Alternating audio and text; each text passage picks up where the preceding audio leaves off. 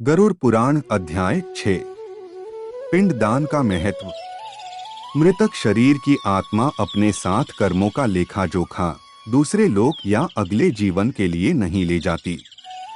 आत्मा अपने साथ अपने कर्मों का ब्यौरा, जो कि एक चिप कार्बन के कण पर अंकित होता है और जिसे चित्रगुप्त भी कहा जाता है।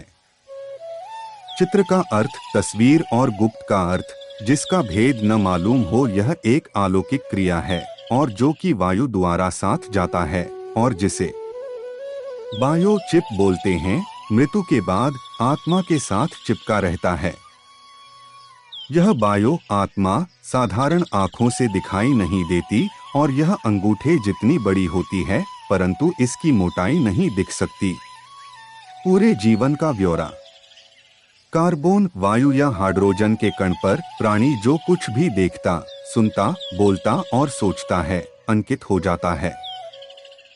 इसमें अंकित सारी सूची यह चिप यमराज को देता है। केवल यमराज ही इसको पढ़ सकता और नष्ट कर सकता है। उसे नष्ट करने के बाद ही यमराज प्राणी के कर्मों अनुसार उसे दंडित करते हैं। जब तक बायोचिप आत्मा के साथ रहता है, बायो आत्मा दूसरा शरीर धारण नहीं कर सकती। जब यह चिप बायो आत्मा से अलग किया जाता है, तब शुद्ध आत्मा अपने कर्मों अनुसार दुख या सुख का भोग करके नया शरीर धारण करती है।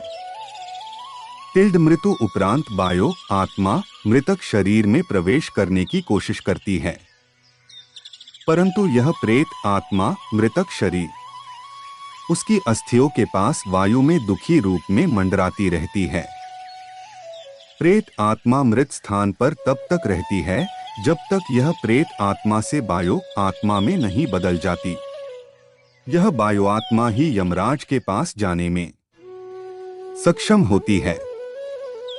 इस प्रेत आत्मा को बायो आत्मा में परिवर्तन करने के लिए पिंडदान की आवश्यकता होती है। पिंडदान पुत्र, रिश्तेदार या किसी और द्वारा भी संपन्न कराया जा सकता है। यह 10 दिन की रस्म है। पिंड को 4 भागों में बांटा जाता है। 2 भाग 5 भूतों पृथ्वी, जल, वायु, अग्नि और आकाश, 1 भाग यमदूतों और 1 भाग प्रेत आत्मा के लिए अर्पण किया जाता है।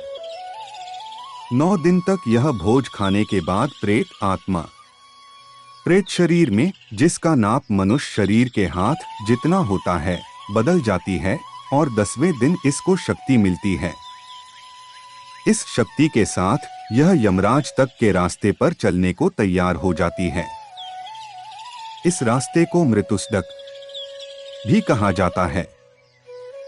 पिंडदान में दी हुई लाई से प्रथम दिन सर, दूसरे दिन गर्दन, कंधे, तीसरे दिन हृदय, चौथे दिन पीठ, 5वें दिन धूनी, 6वें दिन कुल्हे, गुप्त अंग, 7वें दिन जांघ, 8वें दिन घुटने, 9वें दिन पैर, 10वें दिन भूख प्यास। यह निर्वाचित प्रेत शरीर भूख प्यास से दुखी 11वें 12वें दिन भोजन करता है।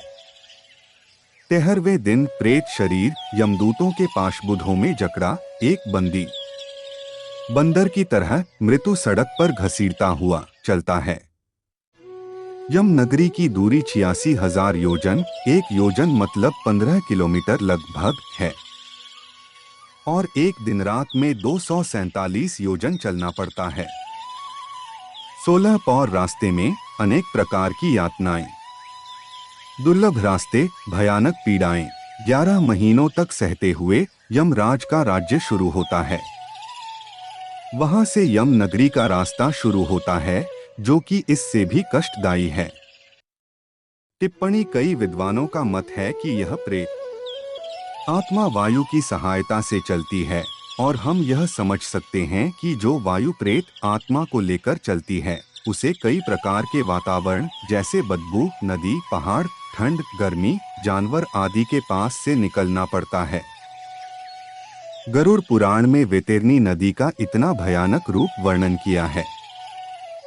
संभवतः प्राचीन काल में लिखा गया यह ग्रंथ उस समय में ब्राह्मणों और गौ की सुरक्षा के हेतु आम जनता के दिलों में एक अलौकिक भय बिठाने के लिए वर्णित किया गया है। ताकि लोगों में ब्राह्मणों को गौ अन्य दान देने से उनके पाप नष्ट होने का भ्रम बना रहे। आप इस दार्शनिक विचार को कैसे लेते हैं, आप पर निर्भर करता है। मृतिक शरीर छोड़ने के 17 दिन बाद 18वें दिन प्रेत शरीर पहली नगरी में विश्राम के लिए रुकता है और पुत्र द्वारा दिया हुआ भोजन ग्रहण करता है। इस तरह सब नगरियों को पर करता हुआ 1 वर्ष के अंत में बाहुभैतपुर नगरी पहुंचकर प्रेत शरीर अपने शरीर को छोड़कर अंगूठे के नाप का शरीर धारण कर लेता है। प्रेत आत्मा अपने कर्मों का भोग भोगने यमदूतों के साथ पाशबुंधों में जकड़ा हवा में चल पड़ता है। यमराज की नगरी में 4 द्वार बने हुए हैं। इनमें से पाप कर्मी दक्षिण द्वार से यमराज की राजधानी की ओर प्रस्थान करते हैं।